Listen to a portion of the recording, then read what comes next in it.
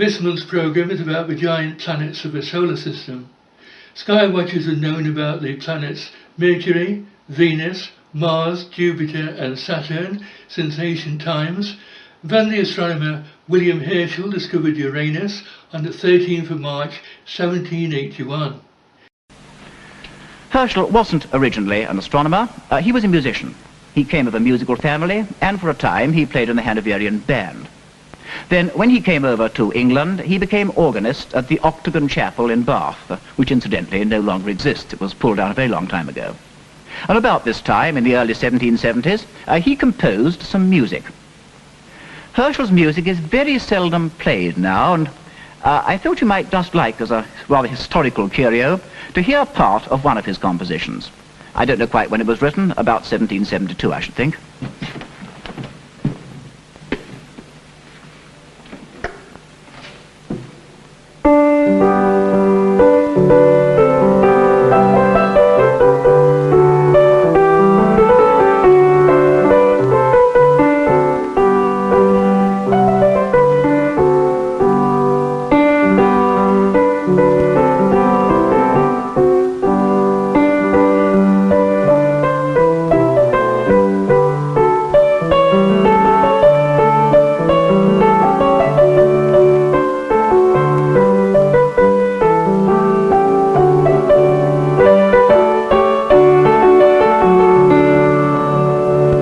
I wonder when that was last played. About 1800, I should think.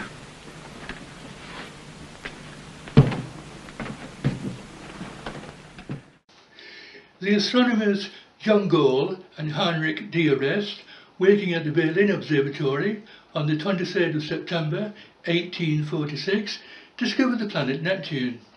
It is interesting to note that the dwarf planet Pluto, that was discovered by American astronomer Clyde Tombaugh in 1930, is linked to the 149th anniversary of the discovery of Uranus. The telegram announcing Pluto's discovery was not sent until the 13th of March.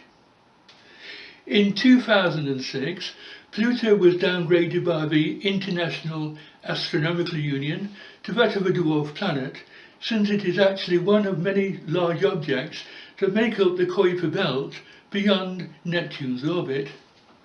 We do not often hear about the outer planets, and now is a good time because there is interesting things happening in the weather systems of the planets Saturn and Uranus, which is causing excitement among planetary astronomers. In addition, the planet Neptune was in opposition on the 1st of September 2014, and Uranus will be at opposition on the 7th of October. A planet is at opposition when it lies opposite to the Sun in the sky and is therefore best placed for observation.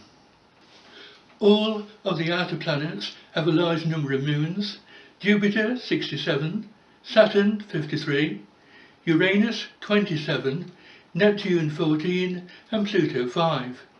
I will be devoting a whole programme to these in the near future.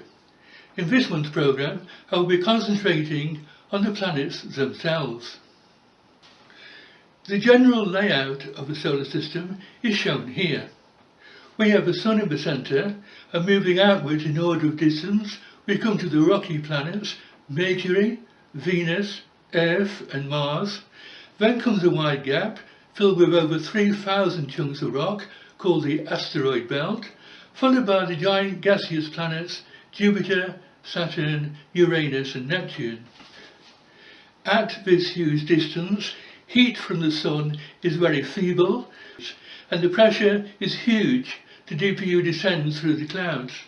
Hydrogen, ammonia, methane gases are prominent, while the wind speeds reach upwards of thousands of kilometres an hour.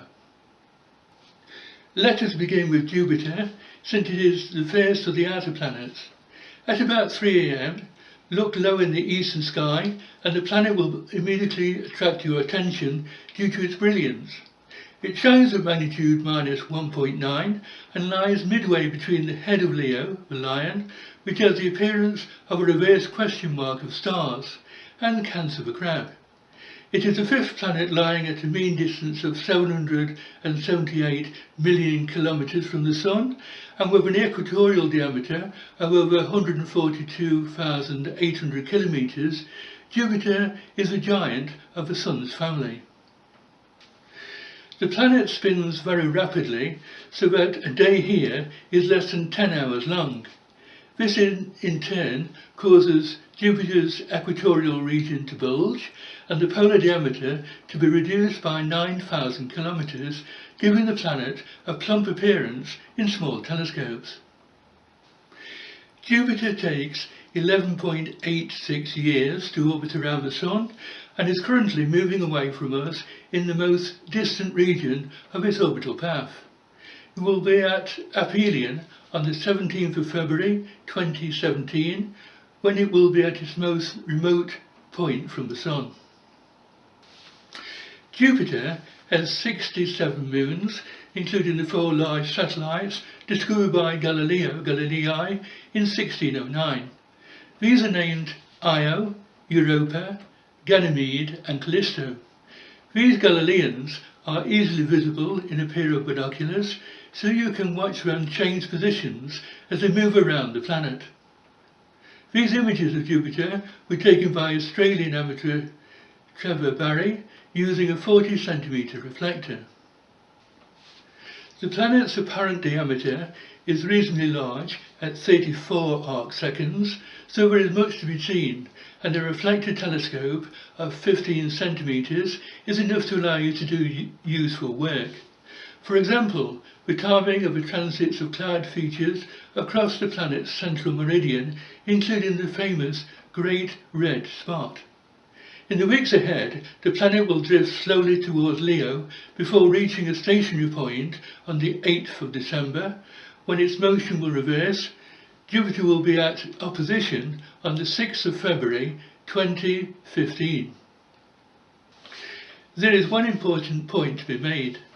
Jupiter's famous Great Red Spot, which was first recorded by Robert Hooke on the 26th of June 1666, is the planet's trademark. At its greatest extent, it measures 40,000 kilometres long and 14,000 kilometres wide. The only other planet with a similar feature is Neptune. Voyager 2 discovered the Great Dark Spot in 1989, which measures 10,000 kilometres in length. It is therefore a quarter the size of Jupiter's red spot. Saturn is now visible low in the western sky after sunset, shining at magnitude plus 0.6, and is presently moving towards Superior Conjunction, which will occur on the 6th of November. The planet lies in the constellation of Libra the Scales. Saturn is the sixth member of the Sun family, lying at a mean distance of 1,433.5 million kilometres from the Sun, and has an equatorial diameter of over 120,500 kilometres. Like Jupiter, the planet spins rapidly, so that a day here is just over 10 hours long. In Saturn's case, the polar diameter is reduced by 11,800 kilometres. The planet takes 29.6 years to orbit around the Sun, and like Jupiter, is presently moving away from us on the far side of its orbital path, and will arrive at aphelion on the 17th of April 2018. These images of Saturn were again taken by amateur astronomer Trevor Barry, who lives in Australia, and show the planet's splendid rings which are easily visible in small telescopes. The angular diameter of Saturn is now 15.6 seconds of arc, therefore a telescope of 25 centimetres is the smallest that will allow you to do useful work, such as the timing of cloud features across the planet's central meridian. Unlike Jupiter, atmospheric features visible in Saturn's atmosphere are rare. Having said that, during 2014, Saturn has been exciting planetary observers with the appearance of a small dark spot in observations made during May, and a large white disturbance in the equatorial zone of Saturn's cloud bands in August. Trevor Barry informs me, of greatest interest, on the 21st of August, he imaged a very large bright equatorial zone feature. It was more than just a spot and seemed to have visible structure associated with it. Again on the 24th of August, Trevor imaged the same feature, and once again on the 27th of August. Each time it was well resolved and easily measured. This feature is of great interest to the researchers that he collaborates with, which include the British Astronomical Association. Even though this feature was at 9 degrees north latitude, Trevor was asked to measure its drift in longitude. All of the results indicate an increase in the zone's wind velocity that had previously been measured. Trevor says that due to the extremely high winds velocities in the equatorial zone of Saturn, features tend not to be long-lived. This is the brightest and most interesting feature he has imaged in the equatorial zone to date. Trevor is also tracking the anticyclone fossil from the Great Storm which formed in December 2010. This area of high pressure is the sole remaining remnant of that storm, and he recently captured it along with a large bright oval on the 27th of August. White spots have appeared on Saturn in the past. On the 7th of December 1876, astronomer Asaph Hall discovered a white spot in the equatorial zone while observing the moon Iapetus. One was seen in 1903 and another was observed in 1933. On the 3rd of August of that year, the British amateur Will Hay, the stage and screen comedian, discovered a prominent white spot in the equatorial zone. The spot was oval in shape and 1/5 of the planet's diameter in length, both ends being well defined. It quickly became prominent and visible in a 15-centimetre telescope. Will Hay described how the spot on the days after discovery lengthened rapidly in the preceding direction. It went on to occupy the whole width of the zone in latitude, even at one time encroaching on the north equatorial belt. The following end remained moderately well defined for several weeks. Others have occurred since, such as the Great White Spot of October 1990, seen in this disk drawing. A. Montelevo, who was observing with a 31-centimetre reflector in Los Angeles, first saw it on the 24th of September. Clearly, more observations are needed, so if you have a suitable telescope, please try your hand at observing Saturn and taking astronomical photographs of this splendid planet. Saturn will next become visible in the dawn sky during December, shining at magnitude plus 0.6. It is still in the constellation of Libra, and by the end of the year it will be rising 3 hours before the Sun. Now let us turn our attention to the planet Uranus, and once again let me show you where to find it. The planet lies in the constellation of Pisces, the fishes, below the magnitude plus 4.4 star Delta, in the lower of the two fish. At magnitude plus 5.7, it is too faint to be seen easily with the naked eye, so a pair of 10 by 50 binoculars will show it reasonably well. The planet is at opposition on the 3rd of October 2014. The discovery of Uranus is interesting. Behind me is the William Herschel Museum at 19 New King Street in Bath, which is famous worldwide and open most days. It is well worth a visit. Here is a selection of photos from Patrick Moore's private collection showing inside the museum. Frederick William Herschel was born on the 15th of November 1738. His father was bandmaster of the Hanoverian Guard, and most of his children inherited his musical ability. William was no exception, and at the age of 15 he entered a band as oboist. He soon found that he did not care for army life, the 7 Years' War was raging, and after some unpleasant experiences during the Battle of Hastembrück in 1757, he left the band and came to England. Fortunately, he was a gifted musician and had little trouble in earning his living. In 1765, he became organist at Halifax.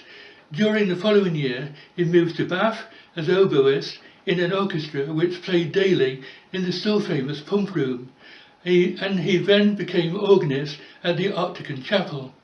In addition to the oboe, he played the violin and harpsichord and later the organ. Though he was a professional musician, music was never everything to Herschel. He had always been interested in astronomy, and in 1771 he turned to it as a serious hobby.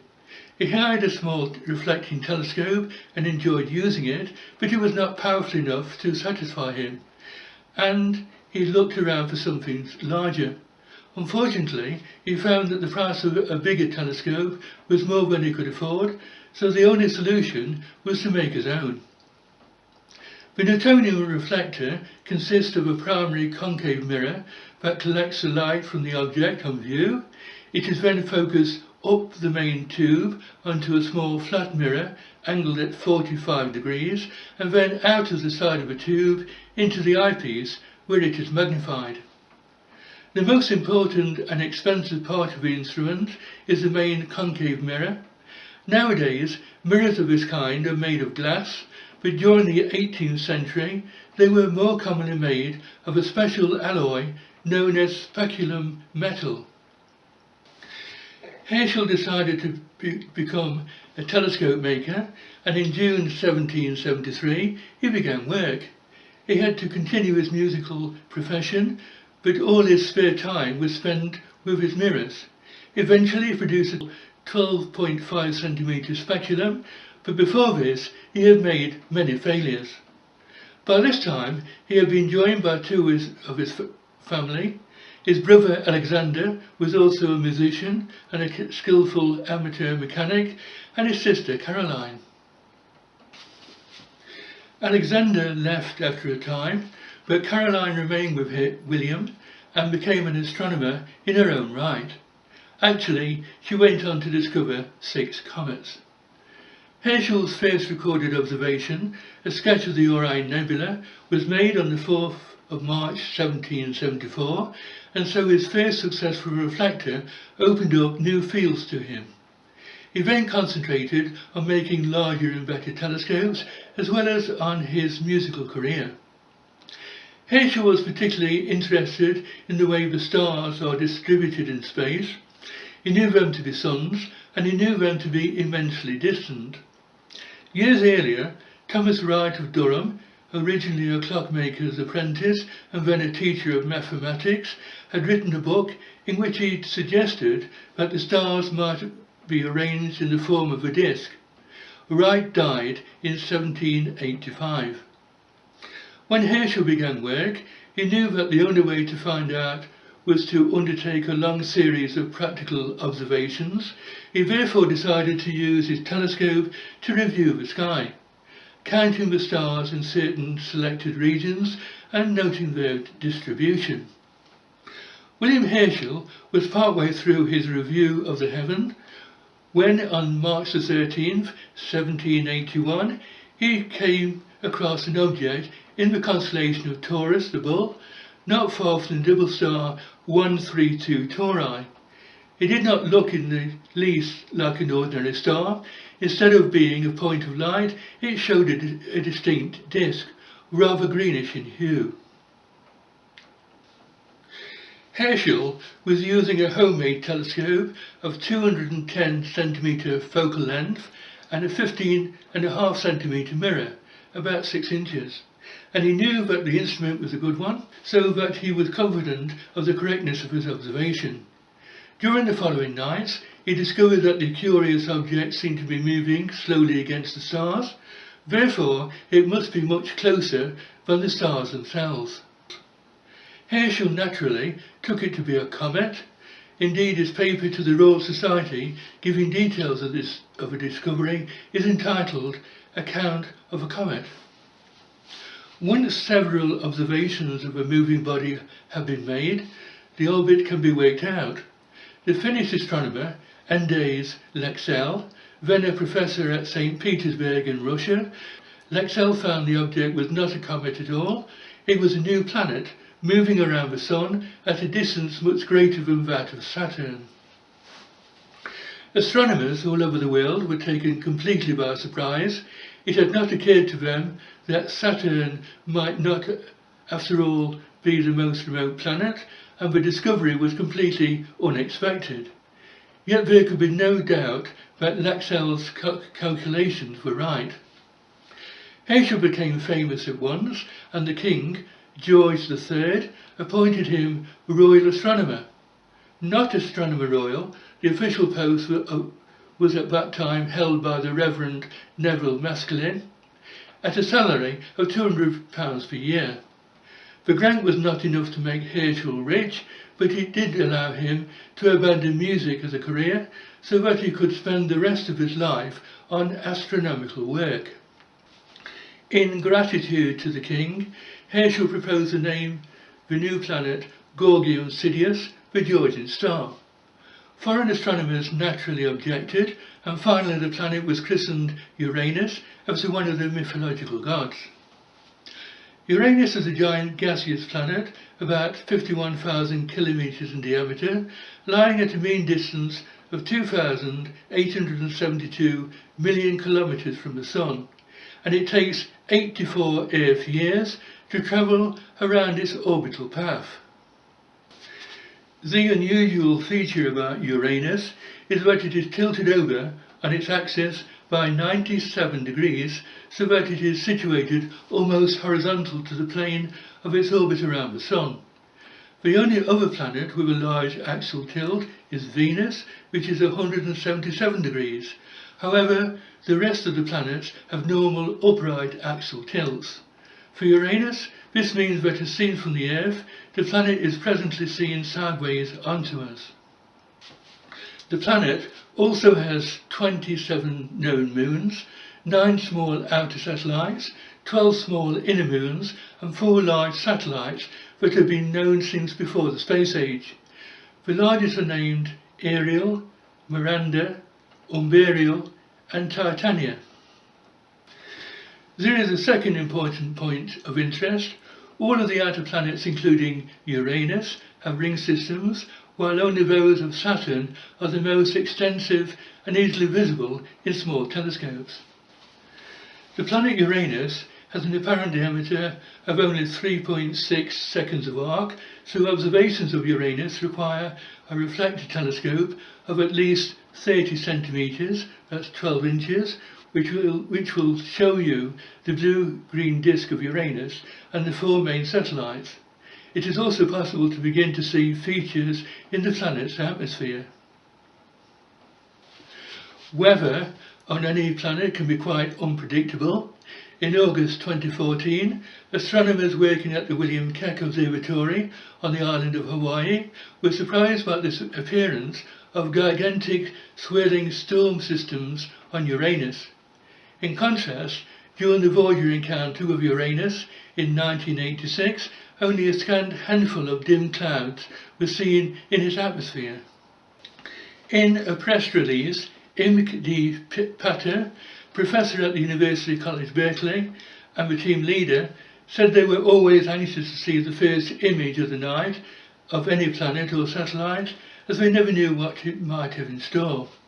This extremely bright feature was seen on the 6th of August 2014, and it reminded Professor Imke of a similarly bright storm they had seen on Uranus' southern hemisphere during the years leading up to 2007. He said that since 2007, Uranus' North Pole has been coming into view, and the South Pole is no longer visible. The bright feature Professor Imke D. Pater refers to is known as the Berg, because this feature was visible just below the polar haze and resembled an iceberg peeled off an ice shelf. The Berg oscillated in latitude between southern latitudes 32 and 36 degrees since 2000, and perhaps dated back to the Voyager area of 1986. In 2004 it became much brighter. In 2005 it started to migrate towards the equator and became a very powerful storm system. In 2009, when it came to within a few degrees of the equator, it dissipated. The new storm seen this year is brighter than the Berg. Its makeup is similar, and the team expect that it may also be tied to a vortex in the deeper atmosphere.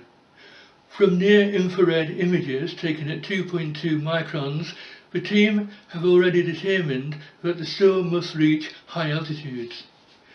Professor Kuno Sayanji, who is Assistant Professor of Planetary Science at Hampton University, told me that they have a Hubble Space Telescope proposal to observe Uranus if the storm becomes large enough to be seen by amateur astronomers. Amateur astronomers around the world have been making a heroic campaign to image the storm in order to catch the tempest, he said. Such observations are necessary in order to accurately point the Hubble Space Telescope.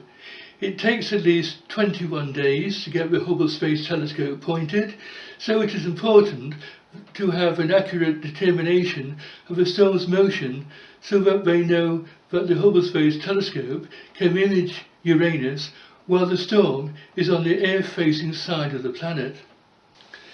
It is remarkable, he said, that modern technologies have allowed amateur astronomers with moderately sized telescopes to capture disk-resolved images of Uranus. Still, there has not been a confirmation of a storm in the amateur images so far. It seems that the storm, originally captured in Keck's 1.6 micron infrared band, does not appear bright in the visible wavelengths as seen with telescopes used by amateur astronomers. Amateur astronomers can clearly resolve the bright North Polar HUD similar to the Keck images, and the storm appeared much brighter than the Polar HUD in the Keck 1.6 micron images, he said. By itself, this tells us something about the storm. Visible light does not penetrate as deep into Uranus' atmosphere as the near-infrared wavelengths, so perhaps these storms are active deep in the atmosphere. Professor Kuno Sayanji concluded by saying, amateur planetary photographers around the world are collectively gaining significant amount of experience through the current imaging campaign, and the quality of images we have been capturing has been continuously improving in the past month. The dedication and skills we have developed is something he deeply admires. I think there is a good chance that they will pull off imaging the storm, so I am staying hopeful, he said. Moving further away from the Sun, the planet Neptune is quite easy to find because it is located near Uranus in the sky.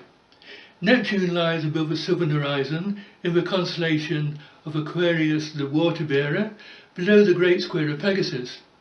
The planet shines at magnitude plus 7.8, so that it is fainter than Uranus and requires a small telescope to be able to see it. And due to its huge distance from the Sun, Neptune has an apparent diameter of only 2.5 seconds of arc. In our programme of July 2014, The Story of the Refractor, I gave a detailed account of the discovery of Neptune by John Gall and Urban Leverrier using the 23 cm refractor at the Berlin Observatory on the 23rd of September 1846. Neptune is the 8th planet out from the Sun, lying at a mean distance of 4,504 million kilometres and takes 164.8 Earth years to complete its orbital path. The planet is also a giant gaseous world like that of Jupiter, Saturn and Uranus, and is 49,500 kilometres in diameter. The most prominent feature of Neptune is a great dark spot.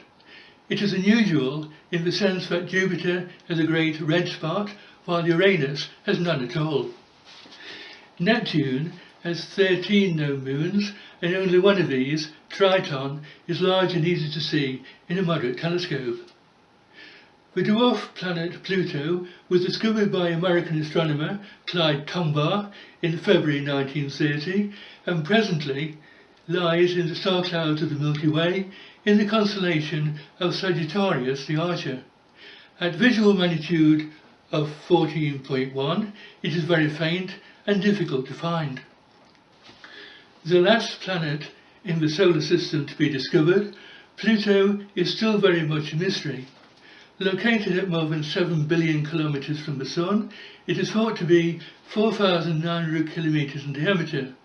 At this great distance, its angular diameter is only 0.1 of an arcsecond. Because of the turbulence in the Earth's atmosphere, it is very difficult to observe any details on the dwarf planet's surface. Pluto thus appears as a luminous point drowned amongst the millions of stars in the sky, but are at least as bright. Pluto's orbit is inclined by 17 degrees, so the planet can be 1.25 billion kilometers above the plane, a distance of the same order of magnitude as the distance from the Sun to Saturn. In 1976, spectroscopic observations revealed that the surface of Pluto was partially covered in frozen methane, while the infrared spectrum identified ammonia and water ice on the planet. Pluto's atmosphere consists of a thin envelope of nitrogen, methane and carbon monoxide gases, which come from the ices of these substances on its surface. Pluto's elongated orbit is predicted to have a major effect on its atmosphere. As Pluto moves away from the Sun, its atmosphere should gradually freeze out and fall to the ground. When Pluto is closer to the Sun, the temperature of Pluto's solid surface increases, causing the ices to turn directly into gas. Pluto will next be at perihelion on the 15th of September 2237. Scientists using the submillimeter array in Chile have recently discovered that Pluto's temperature is about minus 230 degrees centigrade. The presence of methane, a powerful greenhouse gas, in Pluto's atmosphere creates a temperature inversion, with the average temperature being 36 degrees warmer 10 kilometers above the surface. The lower atmosphere contains a higher concentration of methane than its upper atmosphere. The NASA spacecraft New Horizons was launched on the 19th of January 2009 on a long journey towards Pluto and the Kuiper Belt at the outer edge of our solar system. On the 25th of August 2014, it passed Neptune's orbit. Observations of Pluto are set to begin in February 2015, and then on the 14th of July it will reach its destination. Altogether, the outer planets are fascinating worlds with their own weather systems, and there is much for the amateur astronomer can achieve by making regular observations of Jupiter and Saturn, and with suitable equipment, Neptune. You will be making a valuable contribution to our knowledge of the giant planets of the solar system. That is all we have time for this month. Please visit our website, Vimeo, where you can watch all of the past shows of astronomy and space. And if you like this program, please share it with your friends and members of your local astronomical society. When we come back next month, we will be looking at the autumn sky and the best deep sky objects on view. Until then, good evening.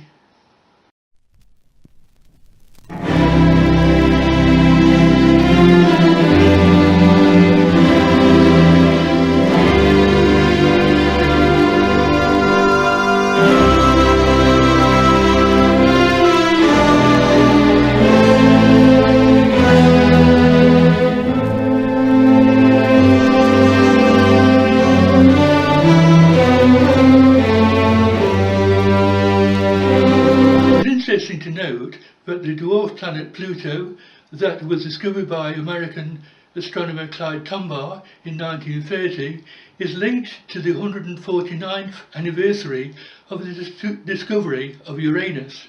The telegram announcing Pluto's discovery was not sent until the 13th of March. In 2006, Pluto was downgraded by the International Astronomical Union to that of a dwarf planet, since it is actually one of many large objects that make up the Kuiper belt beyond Neptune's orbit. We do not often hear about the outer planets, and now is a good time because there is interesting things happening in the weather systems of the planets Saturn and Uranus, which is causing excitement among planetary astronomers.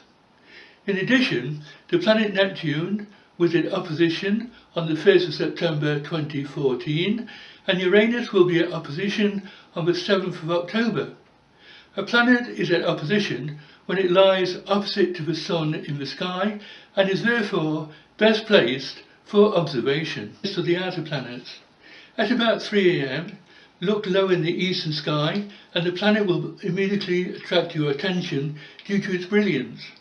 It shines at magnitude -1.9 and lies midway between the head of Leo, the lion, which has the appearance of a reverse question mark of stars, and Cancer, the crab. It is the fifth planet lying at a mean distance of 778 million kilometers from the Sun and with an equatorial diameter of over 142,800 kilometers. Jupiter is a giant of the Sun's family. The planet spins very rapidly, so that a day here is less than 10 hours long. This in turn causes Jupiter's equatorial region to bulge and the polar diameter to be reduced by 9,000 kilometers, giving the planet a plump appearance in small telescopes. Jupiter takes 11.86 years to orbit around the Sun and is currently moving away from us in the most distant region of its orbital path. It will be at aphelion on the 17th.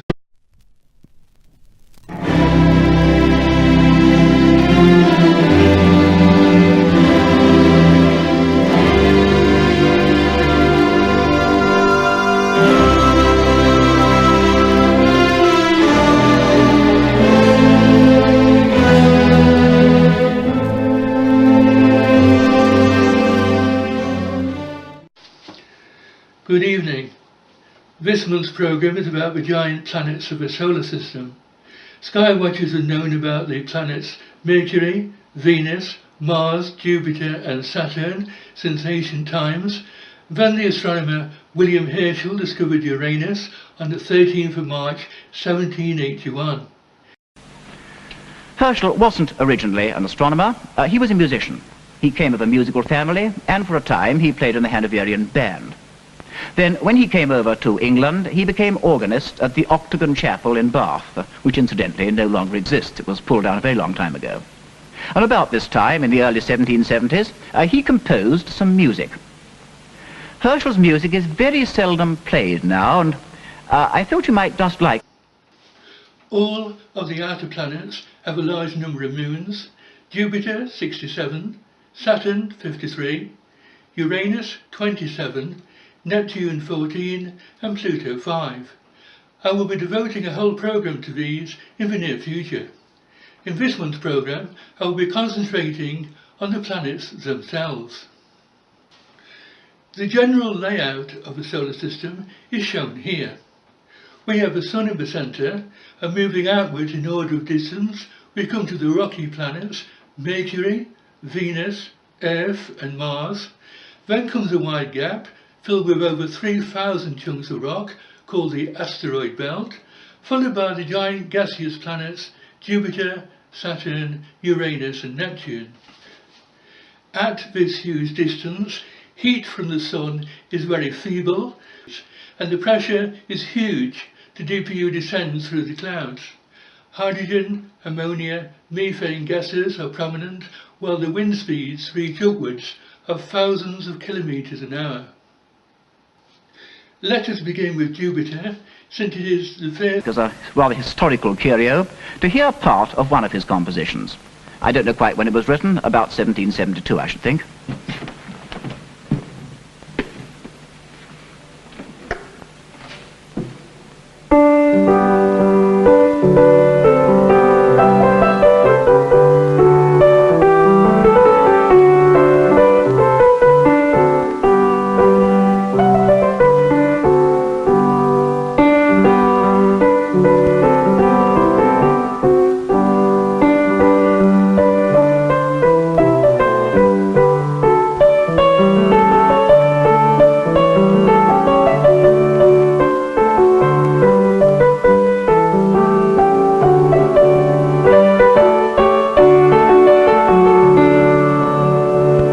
I wonder when that was last played. About 1800, I should think.